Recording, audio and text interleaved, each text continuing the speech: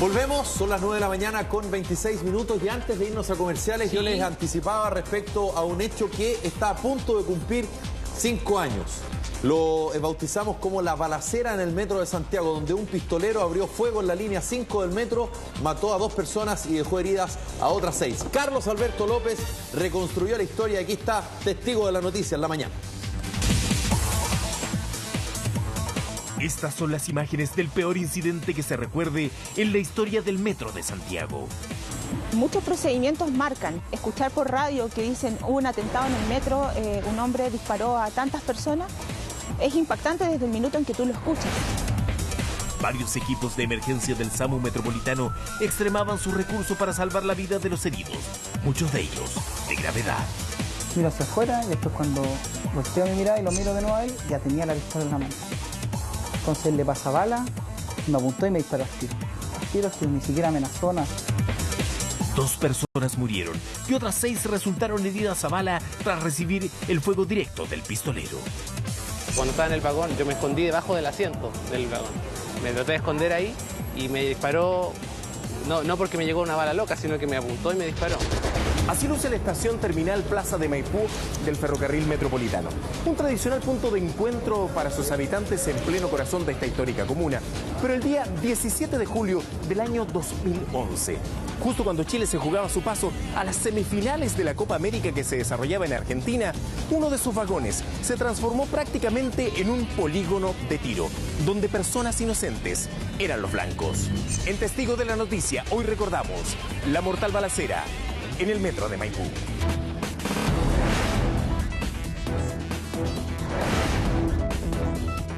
En todo el camino no vimos un alma, nunca.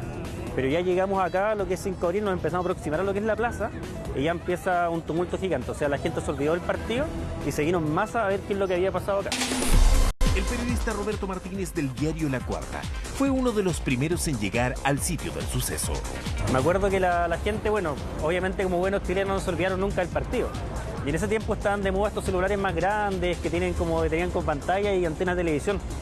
Entonces me acuerdo que, no sé, pues estaba todo el tumulto de gente, nosotros nos metimos entre medio, pasamos el cerco y la gente estaba viendo el partido. Entonces de repente era como, no, es que Chile casi le pegó el palo, no sé.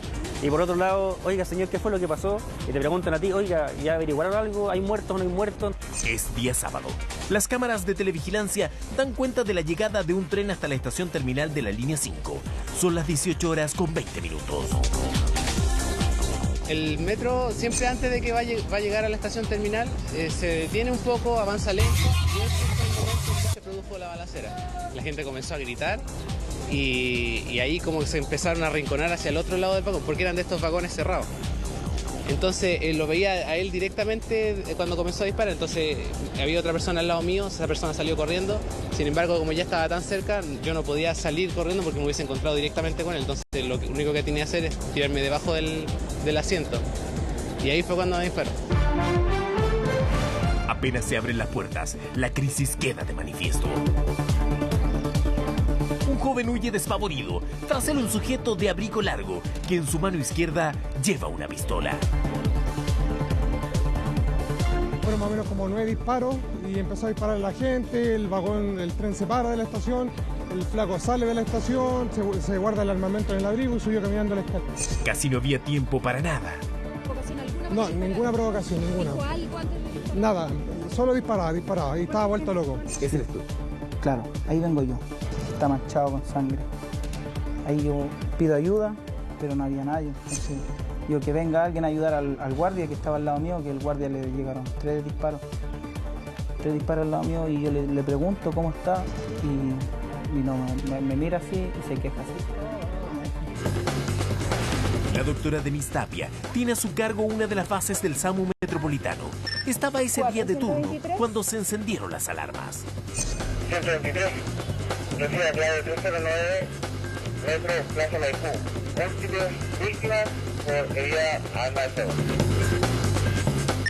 Ok, 123 saliendo. Seba, salida. La profesional lo recuerda como si fuese ayer. Múltiples víctimas, un tiroteo adentro de la estación del metro por arma de fuego. Afortunadamente las calles estaban prácticamente desiertas. La gran mayoría de los santiaguinos estaba pegado al televisor viendo el partido de Chile. Fueron más de 30 segundos, el tiempo que Israel del Carmen Huerta Céspedes, de 45 años, estuvo disparando, no al montón, tiros selectivos a cada uno de los pasajeros. Una de sus primeras víctimas fue Fernando Oñate Muñoz, de 43 años, quien ahora regresaba a casa tras cumplir su turno de guardia en la estación del Metro Los Héroes. Como conocía los vagones, apenas vio que se producía una situación anómala, intentó activar el freno de emergencia. De inmediato, fue atacado a tiros a corta distancia. Y luchó hasta el final para sobrevivir, pero su cuerpo no resistió. La segunda víctima del pistolero fue Mario Acevedo, de 55 años, un sastre que hace poco se había convertido en microempresario y que al momento de la tragedia se dirigía a su casa. Persona súper querendón de toda la familia, era una persona de piel. Muy Trabajador de toda la vida. Y aunque parezca increíble, le debemos a la selección chilena de fútbol el que no hayan habido más víctimas fatales. Sin duda ese día jugaba Chile, por lo mismo no habían más allá de 25 personas en la estación del metro, lo cual favoreció a que los lesionados y así las víctimas fatales sean mucho menores, debido a que en un día normal el tránsito de personas es mucho mayor.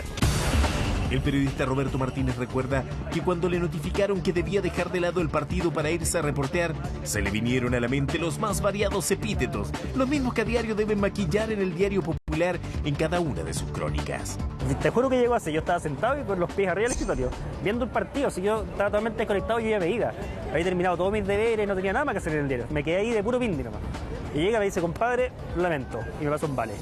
Tiene que irse volando a la Plaza Maipú porque acaba de haber un tiroteo. Entonces, ¿dónde está el que venía de noche? ¿Dónde está el turnero? No sé. No, está reporteando. Estaba viendo el partido. De hecho, el turnero está reporteando una cuestión en Plaza Italia, creo. Ya han pasado casi 5 años y el incidente sigue aún marcado en las vidas de las víctimas. Los doctores a mí me decían que yo era un milagro, porque fue milímetros del corazón. Si tanto, si usted se fija, ahí está el proyectil marcado. Y aquí está el corazón. Aquí empieza el corazón al medio. La lesión que él tenía era gravísima, gravísima. Sin embargo, sí, pues contó con suerte de que no fuera 1 o 2 centímetros más arriba y que perforara su corazón y muriera instantáneamente. Siempre voy a recordar eso, que él me tomaba las manos y me decía, no me dejen morir, no me dejen morir, yo tengo que vivir. Y él tenía muchas ganas de vivir. Las cámaras dan cuenta cómo el agresor salió lentamente, mientras la gente corría despavorida por el interior de la estación. Ignoraban que en medio de ellos deambulaba el mismo responsable de la peor tragedia que se ha vivido al interior del metro. Venía atormentado él y como que entró por allá. Venía como llorando, algo así, no sé. Venía con la cabeza agachada. Lo único claro que él tenía era su final. Hubo una chiquilla que después de que él salió, lo siguió. Ella dijo que lo único que él decía es que iba caminando diciendo, déjenme, déjenme. A nadie, al vacío. A una cuadra de la estación, extrajo la misma arma con la que había atentado en contra de los pasajeros. La apoyó en su cabeza y se disparó. En el trayecto al GUAP, él sufre un paro cardiorrespiratorio y la verdad es que se entrega en maniobras de reanimación en el servicio de urgencia y después lamentablemente fallece. El interés periodístico se centraba en la estación Plaza de Maipú, pero había gran hermetismo. Solo se supo del suicidio del pistolero casi por el azar. Y los guardias como que miraban mucho y uno decía, como que aquí puede estar como la mano. Nos acercamos calladitos a ellos y empezamos a preguntar, pues no podemos hablar nada, ya van a hablar, ahí está Carabineros, hablen con ellos. Y como que de repente uno de ellos nos hace como una seña con la mano. Chuta, me acerco un poquito, le digo, amigo, que me dice, vayan a la vuelta. Y ahí nos abrimos de nuevo porque estaba todo cerrado con la gente, volvimos a salir, damos la vuelta y ahí nos encontramos con todo. Ahí estaba la pistola en el pasto. Sin duda fue una experiencia traumática para quienes estuvieron esa tarde en la estación. Y más aún para quienes fueron alcanzados por las balas. Sebastián León es una de las víctimas de Céspedes. Y hasta podríamos decir que el que ahora esté con vida es casi un milagro. Una de las balas lo atravesó de lado a lado. En realidad fue totalmente milagroso que yo esté vivo aquí dando esta entrevista ahora, porque la bala entró primero entre dos costillas. Entró entre dos costillas pasó por el interior de mi cuerpo, no dañó ningún órgano, solamente pasó a través del pulmón, que eso se reparó fácilmente, rápido. Salió entre dos costillas, me entró en la mano, me salió por la mano. Esta es la parte más delicada del cuerpo y la herida de bala es la más dañina. Y mi mano está totalmente intacta, no tiene ningún perjuicio de nada. O sea, realmente fue milagroso. Acá se aprecia el instante en que en medio de la conmoción él sale al andén y se desvanece. También cuando un grupo de aspirantes de la Escuela de Suboficiales del Ejército corre a prestarle ayuda. Fue un momento de mucha desesperación porque veía que me salía la sangre a borbotones, a chorro bastante, se me empapaba cada vez más la ropa. De hecho, yo a cada rato le preguntaba a los muchachos del ejército, que son los que me socorrieron, Bielma y Belmar, si me iba a salvar, si iba a seguir vivo, o si que me dijeran de inmediato si iba a morir. Empezamos a ver que empezaban a salir heridos y después salió Sebastián. Así que lo agarramos a Sebastián y acudí a los primeros auxilios que nos enseñaron, ¿no? Tuvimos la presión, deteniendo la hemorragia, lo revisamos si tenía alguna otra herida. Presión para que no se desangrara. Yo saqué mi pañuelo tenía de salida, lo saqué y se lo puse en la mano. Durante 6 años, Israel del Carmen Huerta Céspedes se desempeñó como asistente policial en la Policía de Investigaciones de Chile. No obstante, a raíz de un incidente previo, había sido dado de baja. Había un de baja porque tuvo un incidente con varios pasajeros en una micro a los cuales habría amenazado con un arma. Lo retuvieron ahí hasta que llamaron a Carabineros y bueno, y ahí se lo llevaron detenido y le pasaron a la institución. ¿Pero qué pudo haber pasado por la mente de Israel Céspedes? Una pregunta que la ex psicóloga forense del OS9 de Carabineros, María Luisa Díaz, y su equipo de profesionales intentó develar. Lo primero fue intentar reconstruir quién era el pistolero. Veía situaciones que eran anómalas, oía voces incorpóreas y manifestaba una hipersensibilidad a los sonidos. Tendía, por ejemplo, a desenchufar los electrodomésticos durante el día porque le molestaba el sonido que emite la electricidad. Don Israel Huerta se sentía amenazado por una figura incorpórea que lo seguía. Irreal, por cierto. ¿Cómo era? Aparentemente era una figura que no tenía cara, ¿cierto?, incorpórea, pero sí tenía un sombrero y era una imagen oscura. Y que él lo atemorizaba. Esto después se ve reflejado en los escritos que él empieza a hacer en su computador personal, como una especie de diario de vida. Mira, pedazo de estúpido, lo que yo deseo es poner un encabezado para mi siguiente escritura, y este tiene que ser de una forma muy especial. ¿De acuerdo? Ya, sigamos. Bueno, deseo hablarte de mi vida. Supongo que lo más interesante en particular es la vida, ¿cierto? A nosotros nos da para pensar que esa es la conexión que él tenía con este ser que a él lo atemorizaba muchísimo. Su familia cree que la muerte de su madre deterioró aún más su condición psíquica. No tuvo el apoyo a lo mejor de alguien que se diera cuenta que estaba enfermo, que estaba depresivo, que estaba mal. Y yo lo único que como hermano lo lamento por la familia. Cuando salió de la estación, siempre mantuvo la calma. Caminó tranquilamente por los pasillos y andenes hasta alcanzar la calle. Allí, según testigos, estaba como ido. Se produce finalmente una escisión de la personalidad en la cual estos minutos, si ya había un trastorno previo, los minutos finales son de vital importancia, porque hablan de una enajenación mental absoluta. Y que podríamos decir fue incrementada por los extravagantes gustos de Israel Huerta Céspedes, los que inevitablemente tienen similitudes increíbles con la realidad.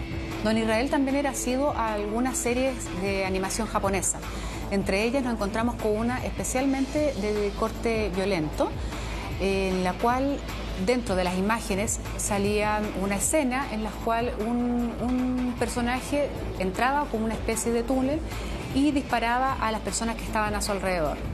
De alguna manera nosotros recordamos la escena la última que él vivió, ¿cierto?, que es una imagen muy parecida, en un metro, en un túnel, en la cual se pone a disparar al pasajero. Sin duda hay similitudes impresionantes, pero acá la realidad superó con creces a la ficción.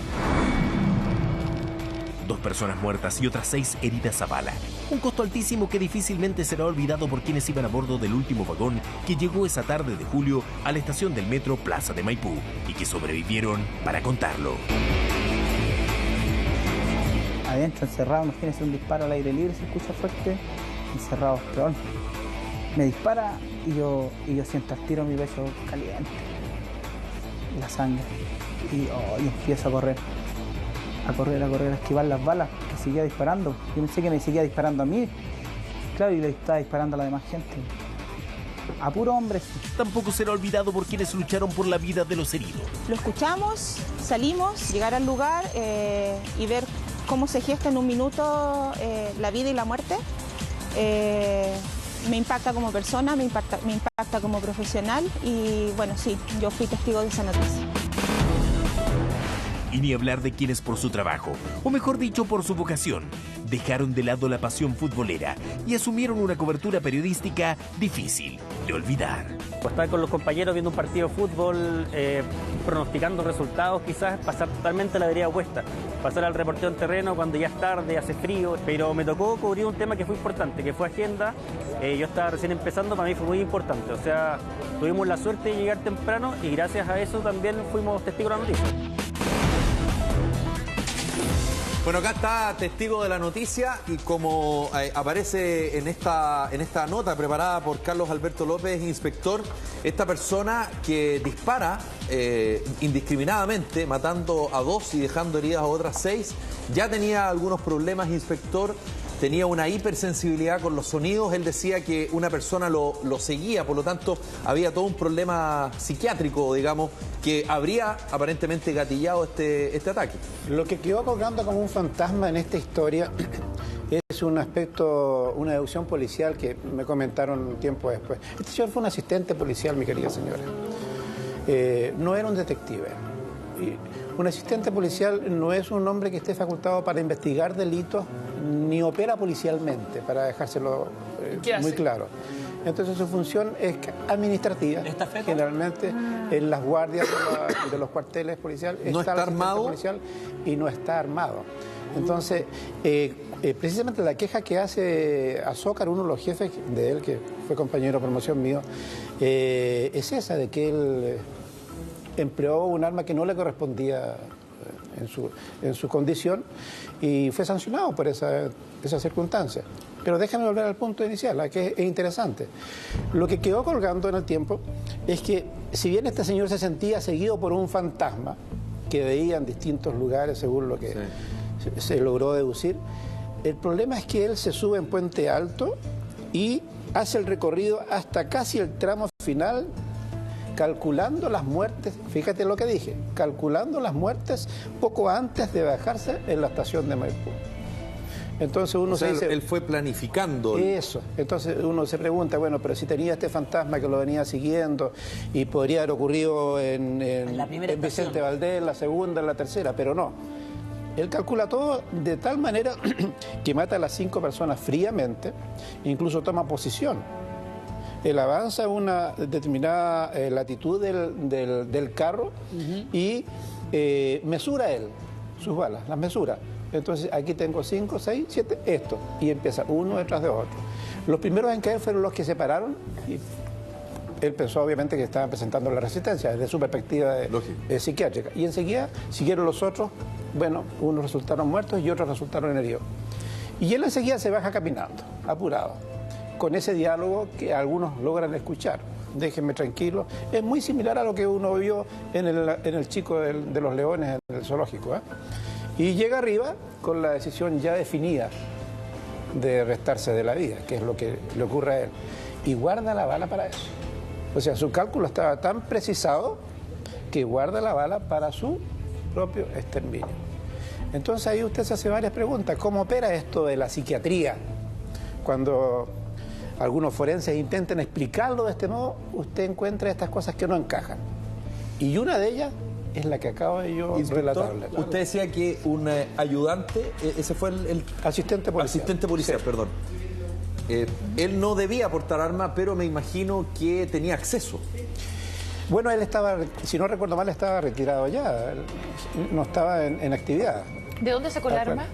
Esa parte no la recuerdo con precisión. No la recuerdo si fue un arma adquirida. Se lo pregunto porque independiente que no utilice, me imagino que él perfectamente bien, de manera privada, puede haber tomado cursos de tiro, por ejemplo. Y haber comprado un arma en Bulnes, por ejemplo, sin ninguna dificultad, porque no había nada que determinara que él había sufrido algún trastorno psiquiátrico o inestabilidad. De hecho, ¿tú alguna vez has ido a comprar algún arma, Felipe? No, pero es muy fácil. Es súper fácil. Pero tengo una sola duda. 2 horas te tienen listo con permiso de esta deporte, te dicen. En Bulnes, en el centro, te dicen cómo la quiere, cuántos tiros, todo. O sea, es súper simple tener un arma de fuego. ¿Pero que te dan el permiso? En la armería. Antiguamente, hoy en día se puso un poquito más restrictivo, pero antiguamente estaba con fotos, tenían todo listo en media hora.